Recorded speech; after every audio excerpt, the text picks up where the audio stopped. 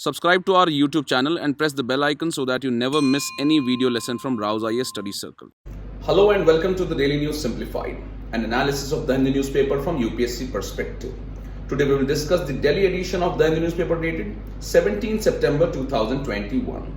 And the articles that we will discuss today are displayed on your screen. So let us start the discussion. This article on page number 11 is related to the Australia, UK and US partnership, or the Australia, UK and the US trilateral security partnership that is shaping up in the Indo-Pacific region. In this line, you might all be aware that it was in the news yesterday, and from the preliminary examination perspective, it was covered in the DNS. But in today's discussion, we'll look at it from the analytical point of view, and also how is this partnership important for India and what impact will it have on the geopolitics that is going on in the Indo-Pacific region. Now, this topic becomes important for us from the General Studies Paper 2 point of view in the topic International Relations. And this particular security partnership becomes very important because in the mains examination of 2020 in the General Studies Paper 2, a question was asked regarding the characteristic of the quadrilateral security dialogue. And it required us to analyze as to if the quadrilateral security dialogue is transforming itself into a trade bloc from a military alliance in the present times. So that was one topic that was there in the news and a question was asked in the mains examination. Similarly, this is one important security partnership that is shaping up in the Indo-Pacific region, and accordingly, we might be asked to answer about the importance of this security partnership to India and how it changes the geopolitics in the Indo-Pacific region. So in this background, let us try and understand what is the background of the creation of this particular security partnership, how it aims at countering China, and finally, what is its importance for India. Let us look at all these aspects. Now, we all are already aware that the United States of America has been focusing on the Indo-Pacific region in the past few years. And the first time that the Indo-Pacific region as a region of focus for US was announced under the Obama administration when he had termed the Pivot Asia policy. And that was important to counter the rising Chinese influence. Further, Indo-Pacific has also become a theater of action and interplay of various powers that are there in the region. We note that one of the famous disputes that is ongoing in the Indo-Pacific region is that of South China Sea, where China asserts that the whole sea is part of its territorial waters. However, such territorial water is also claimed by the other territorial or the littoral states of this South China Sea, including the Philippines, Vietnam, etc. Also, China in the maritime sphere is showing a kind of apathy towards some important partners of the United States of America, and these include Japan, Taiwan, and the Australia. Further, US has already created the quadrilateral framework, of which India, Japan, and Australia are a part. Another important partner of this trilateral security partnership is the United Kingdom. And we all note that United Kingdom had recently witnessed what is known as Brexit or the exit from the European Union. Now, after the Brexit, UK has been reasserting its global position. And a part of this strategy has been its increasing focus on the Indo-Pacific region. And that is why UK has entered into this trilateral security partnership with Australia and the United States of America. And one of the important initiatives of this trilateral security partnership is that the UK and US will provide nuclear-powered submarines to Australia. And these nuclear-powered submarines will allow Australia to conduct larger or longer patrols and also give the alliance a stronger military presence in the region. So all these points highlight towards the background of the creation of this trilateral security dialogue. First is the US's focus on the Indo-Pacific region in the recent past, highlighted in the formation of the quadrilateral security dialogue. Also, after the Brexit, UK has been reasserting itself in the Indo-Pacific region, and also it will allow the Australia to have longer patrols in the Indo-Pacific region because of the strong military presence which will be facilitated by the providing of nuclear-powered submarines to Australia by the United States of America. In this line, this trilateral security partnership aims at ensuring that there will be enduring freedom and openness in the Indo-Pacific region. Now, initially, a strategic term that was coined was Asia-Pacific region. Now, the Asia-Pacific region particularly included the Southeast Asian countries along with Australia and other parts of the Pacific Ocean. And this area included the area that is visible on your screen under the yellow dashed line that you can see here. So this included larger Pacific Ocean region, including the Southeast Asian countries, some Asian countries, and also Australia. However, in this regard, the Indo-Pacific region or the conception is a larger term, and it includes areas well beyond the Asia-Pacific region. So in this line, the Indo-Pacific includes and enlarges the concept of Asia-Pacific region by including Indian Ocean as well as India and the other islands of the Indian Ocean region. And that is why this term Indo-Pacific region. And as we have clearly seen that this objective aims at ensuring freedom and openness in the Indo-Pacific region. Further, we note that Indo-Pacific region has been one of the theater of actions of the geopolitical disputes because of rising assertiveness of China. And China has been asserting itself particularly in the South China Sea, which China considers to be its territorial waters. However, these claims of China have been contested by some of the countries that have littoral presence in the South China Sea, including the Philippines as well as Vietnam and other smaller nations. And that is why, in order to counter this rising assertiveness of China, the United States of America has got into this security partnership along with United Kingdom with Australia. This brings us to next important thing as to what are the key features of the trilateral security partnership that has been signed between UK, US and Australia. So one of the most important feature of this is that it already complements the several pre-existing similar arrangements that are there in the region. And these include the Five Eyes Intelligence Cooperation Initiative, the ASEAN grouping, as well as the Quadrilateral Dialogue. In this line, this security dialogue proposes to transfer technology to build a fleet of nuclear-powered submarines for Australia within 18 months. And this will drastically improve the patrolling capacity of Australia in the Indo-Pacific region. And in this line, Australia will become the only second nation after United Kingdom that the US has ever shared its nuclear submarine technology with. And that is why this kind of partnership is particularly important, because before this, US had shared its nuclear submarine technology only with United Kingdom. And as it is now aiming to share this particular technology with Australia, it clearly outlines the serious objectives and the motives of United States of America in the Indo-Pacific region. Then the next question that comes into our mind is that how far will it be able to counter China? In this, some of the questions that are posed are that will it be able to cooperate with other nations of the region who share the concern of China's hegemony in this particular region? Further, will it lead to closer coordination among the nations concerned in terms of joint military presence or the war games? So it has been highlighted by the experts that the undersea capabilities that are being provided to Australia, including the ability to patrol, may be vital to deterring the Chinese military coercion that is ongoing in the region, particularly in the South China Sea region. Further, the transfer of nuclear propulsion technology to an ally in this context was intended to send a message of reassurance to the countries in Asia. So this has been the stated objective of United States of America. And also, it will be more effective in achieving its stated goals if it expands the strategic cooperation to include the other powers that are deeply invested in the region, including India, Japan, and South Korea, which are already having good relations with the United States of America.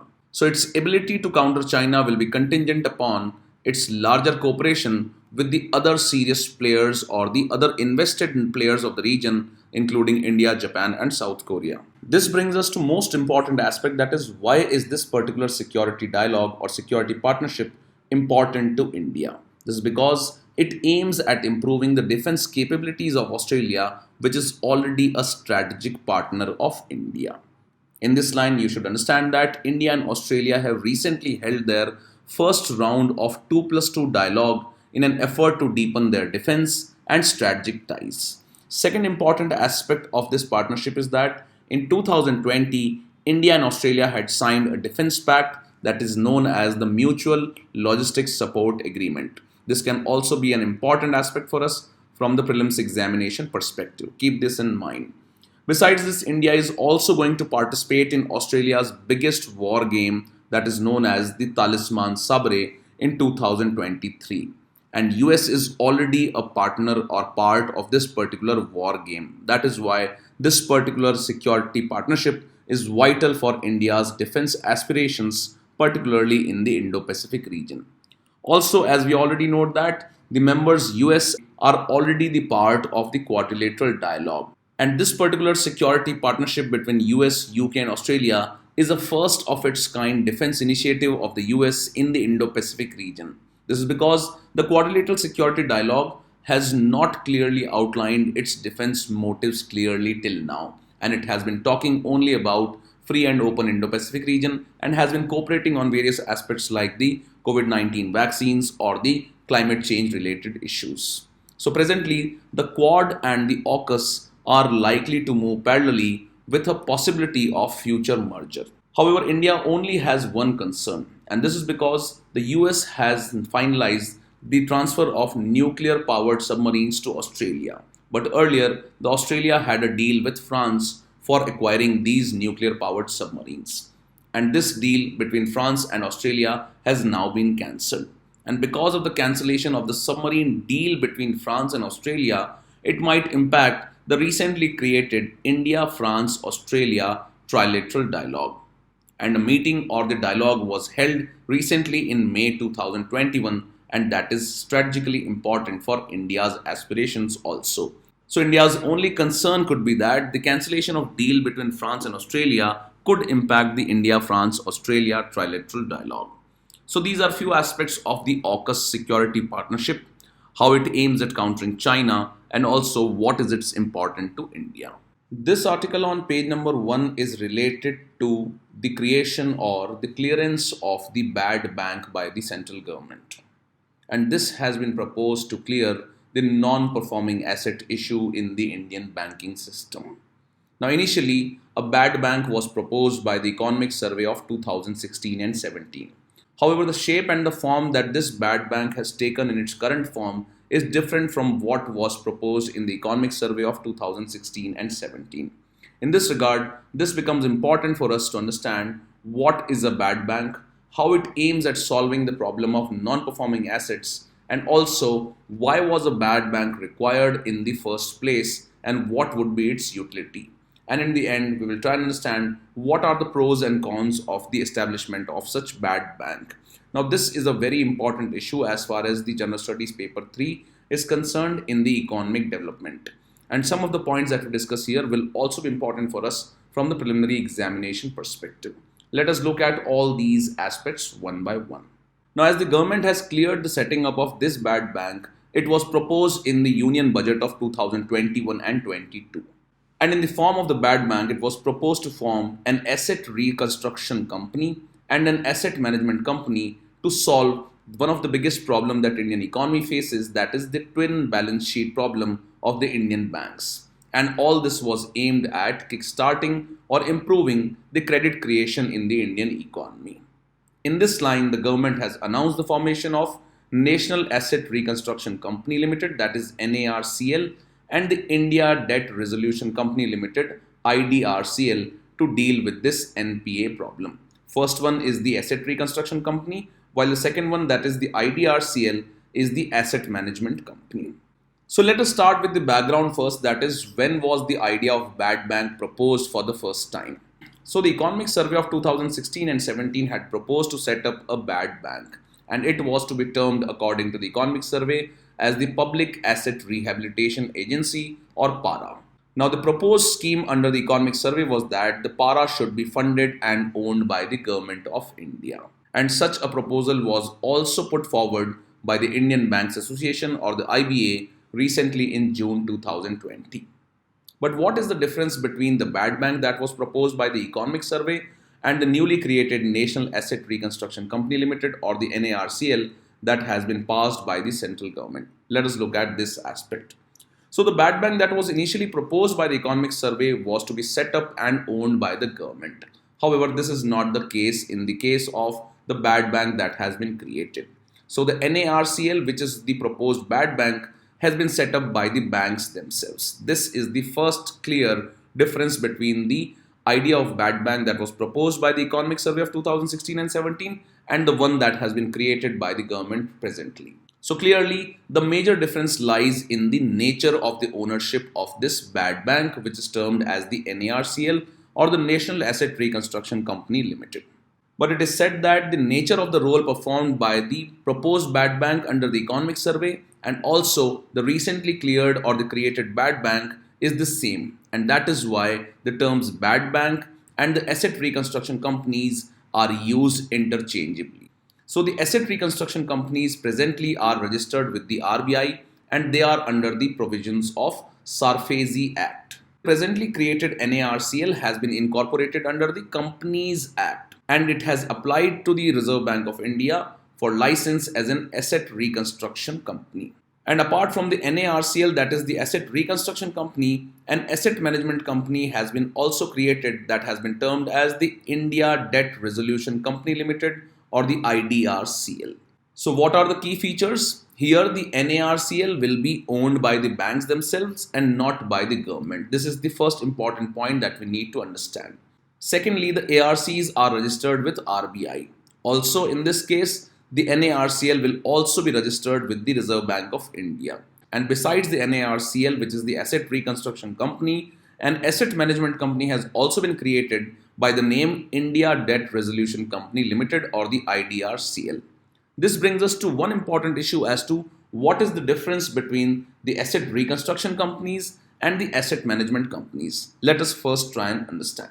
So in this regard, the NARCL, which is the asset reconstruction company, buys the bad loans from the banks and then it transfers them to the asset management companies. And this asset management company, that is the IDRCL, would then carry out the restructuring to recover the bad loans. In this line, the asset management company or the IDRCL that has been created would be manned by professionals who have the necessary expertise in recovering the bad loans. And in case of India, as we note, the IDRCL or the India Debt Resolution Company has been set up as an asset management company which will manage the asset and engage market professionals and turnaround experts to deal with the problem of the non-performing assets. So clearly, the NARCL has been created as an ARC, that is Asset Reconstruction Company. This will buy the bad loans and then it will be transferred to Asset Management Company in the form of IDRCL. And this asset management company would then carry out the restructuring of the loans to recover these bad loans. So this is the bit of difference between the ARCs and the AMCs, and this is also the difference between the NARCL and the IDRCL that have been created as bad banks. Now, as stated earlier, the bad bank has been created to solve the twin balance sheet problem that the Indian economy faces. But let us first understand what is this twin balance sheet problem and what is its likely impact. Now, we all know that in an economy, the bank lends money to the businesses. Now, as the banks lend money to the businesses and if such businesses fail, it becomes difficult for the banks to recover the loans that they had provided initially. And due to this, the balance sheet of both the banks as well as the businesses are not in a good shape and they are both adversely affected. And this is mainly because the balance sheet of the banks is dominated by non-performing assets. And on the other hand, the balance sheet of the companies is dominated by higher debt levels and their inability to repay back the loans. And that is why this situation has been termed as a vicious cycle in the economy. And this situation becomes problematic for the economy because of the rising NPAs, the banks are not able to provide credit to the businesses. And the businesses which are already suffering from the inability to repay their loans are not able to attract more investments. And that is why this is a kind of vicious trap. So let us look at this situation in the form of a flow chart which highlights the vicious economic cycle that is created due to this twin balance sheet problem both in the banks as well as Indian businesses. So because of the failed businesses or various economic issues, there is increase in the non-performing assets of the bank. Due to this, what happens is that there is decrease in credit creation. Because of decrease in credit creation, there is decline in investment and consumption expenditure, which ultimately results into slowdown in the economy, and that leads to inability of the companies to repay back their loans. So this is a vicious trap because of the twin balance sheet problem, because of the rising NPAs in the banks, and also inability of the businesses to repay their loans back to the banks. So in order to solve the problem of the rising NPAs or the non-performing assets in the banks, the central government has passed or cleared the way for the formation of a bad bank. So in this regard, let us look at what is this bad bank and how it will perform the function of reducing the non-performing assets in the Indian economy. Let us look at this particular aspect. So what these bad banks will do is that they will take over the non-performing assets of the other banks and hence will lead to the improvement in their financial position. So for example, if for a bank, the non-performing assets amount to about rupees 1000 crores. Now because of the increasing non-performing assets or the high amount of non-performing assets, the RBI norms require that the bank should set aside certain percentage of its profits to cover these losses that are arising because of such non-performing assets. And these are termed as provisioning norm requirement due to the RBI guidelines. So the higher non-performing assets were leading to setting aside the higher amounts from the profits as a part of the provisioning norm requirement under the RBI guidelines. And this increase in the non-performing assets along with higher provisioning norm requirement were severely constraining the ability of the banks to lend further in the Indian economy. And overall, this was impacting their financial position and also the credit creation in the Indian economy, as we have seen in the flow chart in the previous slide. So in case of a bad bank, what it will do is that it will take over these non-performing assets at a fixed price. So let's say if the non-performing assets of the bank amount to about 1000 crores. So in this scenario, let's say the NPAs take over these non-performing assets at a price of rupees 800 crores. And once these NPAs are taken over by the bad bank, it will undertake a restructuring of such loans and also undertake any other mechanism to recover these non-performing asset amount. And how the banks will benefit? They will benefit by the way of the amount that is provided by the bad bank in the form of direct cash or in the form of the securities. And as the non-performing assets are taken over by the bad bank, it will improve the balance sheet of the banks because these non-performing assets will no more be in their balance sheets. And also the requirement of setting aside higher amounts from their profits under the provisioning norms will also be reduced considerably. So that is the main benefit of the creation of bad bank. First is that it will take over the non-performing assets from the balance sheet of the banks and hence will lead to their increased credit providing or lending capacity. And second is that the amount of profit that the banks need to set aside under the provisioning norms will also be reduced because their non-performing assets will now be removed from their balance sheets. So these are the two benefits of the bad banks. Now, how will the bad loans be resolved by the creation of such bad bank or the asset reconstruction company? Let us try and understand this. Now, we already know that there are high non-performing assets on the part of banks or in their balance sheet. And this is leading to higher provisioning requirement or setting aside of their profits under the RBI norms. This was leading to poor credit creation and slowdown in the Indian economy. So because of the creation of the bad bank, which is an asset reconstruction company, the banks will sell their non-performing assets to these asset reconstruction companies. And such asset reconstruction companies buy these non-performing assets in the form of cash as well as security receipts. So in the present case, 15% of the money is paid in the form of cash, while 85% is paid in the form of security receipts. And the Sarfazi Act provides for the issuance of these security receipts.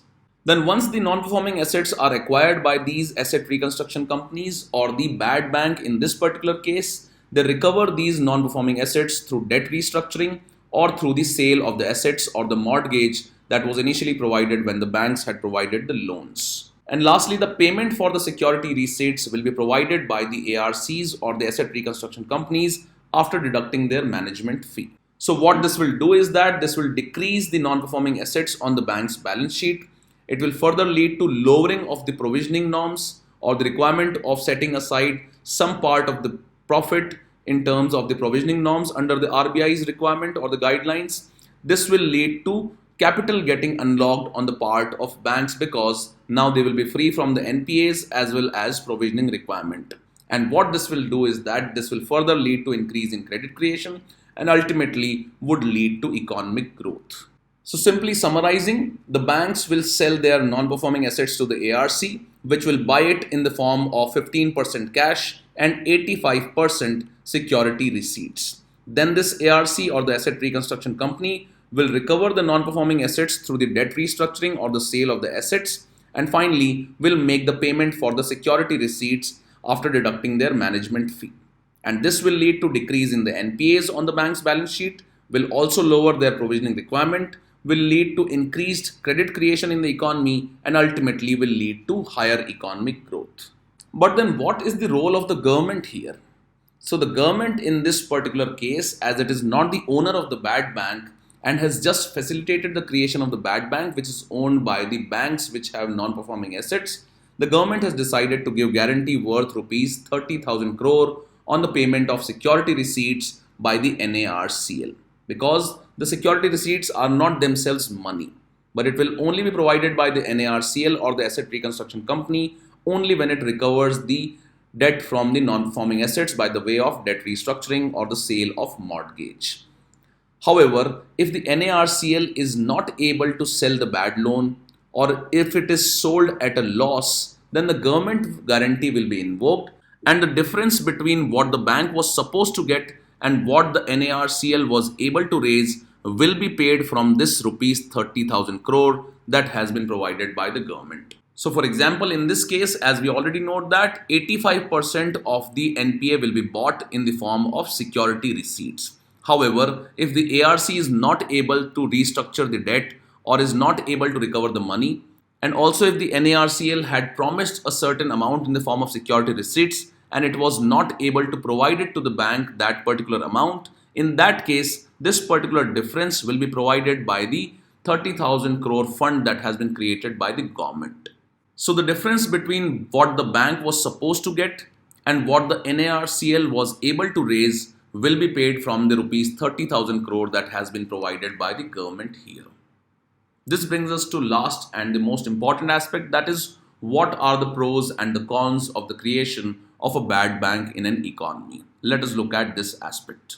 Now, the first argument that is provided in the favor of the bad bank, as we have seen, is that it leads to improvement in the balance sheet of banks due to decrease in the non-performing assets. But the argument against the creation of the bad bank is that the bad banks will always stand ready to buy the non-performing assets from the banks. And this would discourage the banks from exercising due caution while lending the loans. And this is termed as a moral hazard, because presently the banks are under the pressure of recovering the non-performing assets. However, when the bad banks will buy such non-performing assets readily, the banks will not even put an effort and will not exercise caution while lending.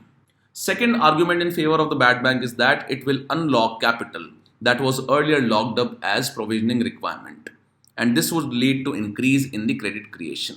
However, according to the ex-RBI Governor Raghuram Rajan, the setting up of bad bank would merely lead to transfer of assets from one entity to another, and this will not solve the problem of non-performing assets in the Indian banking system. Third argument in favor of the bad banks is that it will enable the banks to focus on their core areas of accepting deposits and lending loans, and the function of recovery of the bad loans gets transferred to the specialized bad bank that has been created. However, the argument against this particular argument is that the non-performing assets of the banks have increased on the account of number of reasons, and these include political interference in the working of the banks, increase in willful defaulters, poor recovery process, etc. And as such, the bad banks do not solve the core underlying reasons which led to the increase in the NPA in the first instance. And the bad bank is thus considered to be a superficial solution to the underlying problem of the non-performing assets.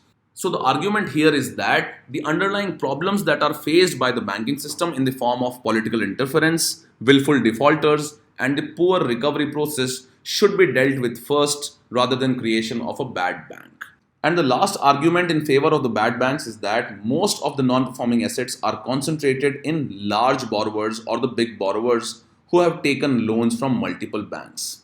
And presently, such banks come together to form the committee of creditors and formulate a resolution plan to recover the NPAs. However, such a mechanism is presently facing the problem of coordination and delays in the recovery of the NPAs. So the setting up of bad bank in such a scenario would enable the multiple banks to transfer their NPAs simultaneously to bad banks, and also improve their balance sheet. So because of the lack of coordination in the banks that were part of the committee of creditors that had lent their money to the big borrowers, this bad bank has been proposed. However, even after the creation of the bad bank, there will be a perpetual dilemma in terms of what should be the pricing of the non-performing assets. If higher pricing is provided for the non-performing assets, it will be a loss to the asset reconstruction company or the NARCL which has been created. And if the NPAs are priced at a lower rate, it will be a loss to the banks. Further, there will be delays in the recovery of non-performing assets by the ARCs, and that will be a cause of concern. So then what is the way forward from all the pros and the cons or the arguments in favor and against that we have seen related to the bad bank? So the economic survey of 2016 and 17 had emphasized that addressing the stressed asset problem would require 4 R's. First, reform, recognition, recapitalization and resolution. The setting up of bad bank without focusing on these 4 R's of reform, recognition, recapitalization and resolution would mean that the fundamental problems that have led to the non-performing assets in the first place will continue to remain. And hence, the setting up of the ARC AMC model in the form of a bad bank to resolve the stressed assets should be accompanied with the required reforms that were proposed by the economic survey in the form of 4 R's. So this was all about the bad bank. With this, let's take up the next news article now. On page number 6, we have an article related to the eShram portal that has been launched recently. In this regard, some of the points that are mentioned here might not be very important for us from the examination perspective, but what is important for us from the preliminary examination perspective is to know about the various aspects and the features of this eShram portal. Let us look at these points. First and foremost, this eShram portal has been launched by the Ministry of Labour and Employment. And this portal has been created for the benefit of unorganized workers. Now, regarding this eShram portal, you should understand that it is the first ever national database of unorganized workers. That is why it is very important for us from the prelims examination perspective. Now, this database will have details of name, Aadhaar ID, occupation, address, education qualification, skill types, etc. And who will be able to register on this portal? So the unorganized sector comprises of establishment, units which are engaged in the production or sale of goods, service and employs less than 10 workers. And as such, the unorganized workers would include migrant workers, construction workers, gig workers, and platform workers, etc. In this, a universal account number will be provided. It will be a 12-digit number that will be uniquely assigned to each unorganized worker after registration on the eShram portal. And this universal account number will be permanent number once it is assigned, and it will remain unchanged for the workers' lifetime. So it is similar to Aadhaar ID for the unorganized worker. Although both are different and have different purposes, but the universal account number is provided for the benefit of the unorganized workers and the form of a unique identity. So what are the benefits of registering on the eShram portal for the unorganized workers? So after registering, the unorganized workers will get an accidental insurance cover of 2 lakhs under the Pradhan Mantri Suraksha Bima Yojana.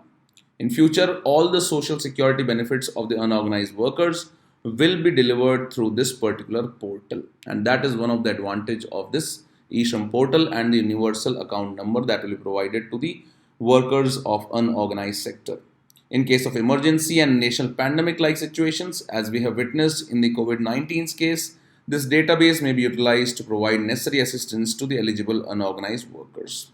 In this regard, you should understand that the Pradhan Mantri Suraksha Bima Yojana is an accidental insurance scheme of Government of India which is eligible to the people between the age of 18 to 70 years of age group, and it provides benefit of rupees 2 lakh at the time of accidental death and permanent disability, and rupees 1 lakh in case of partial disability. So these are few features of the eShram portal. What are the likely benefits, which is the ministry, and what all has been provided in the eShram portal.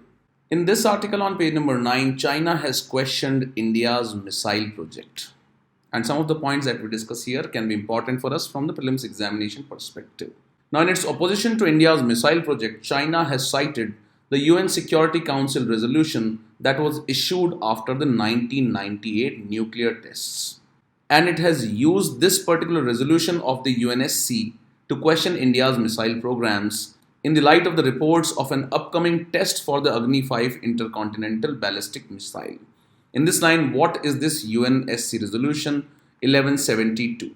So, the UNSC resolution 1172, which was adopted in June 1998 in the aftermath of 1998 nuclear tests that were conducted by India and Pakistan, it aimed at directing India and Pakistan to stop their nuclear weapon development programs, to cease the development of ballistic missile capable of delivering nuclear weapons, and also both these nations should not export equipments, materials, or technology that could contribute to the weapons of mass destruction. And China has cited this resolution of the UN Security Council at a time when India is planning to test its Agni 5 intercontinental ballistic missile very soon. So these are few aspects of the UN Security Council Resolution 1172, which was adopted after the 1998 nuclear tests. Let us also look at some of the features of India's Agni 5 missile, which can be important for us from the prelims examination perspective. So Agni 5 is the fifth in line of the series of medium and long range missiles that have been made by India. What will be the operational range of Agni 5? It will be around 5,000 kilometers. Its payload will be about 1360 kilograms. Also, it is a three-stage missile. And if you compare it with the previous Agni missiles, the Agni 1 had the range of around 700 kilometers, second one had 2500, and the third one had 3000. So in this line, this is a major upgradation in terms of the missile technology of India. So the features of the Agni 5 missiles can be important for us from the prelims examination, because if you go through the previous year question papers related to science and technology section, such minor details like the operational range or the weight of the payload have also been asked. So do prepare them from the prelims examination perspective. With this, we conclude today's discussion, and this is the question for the day.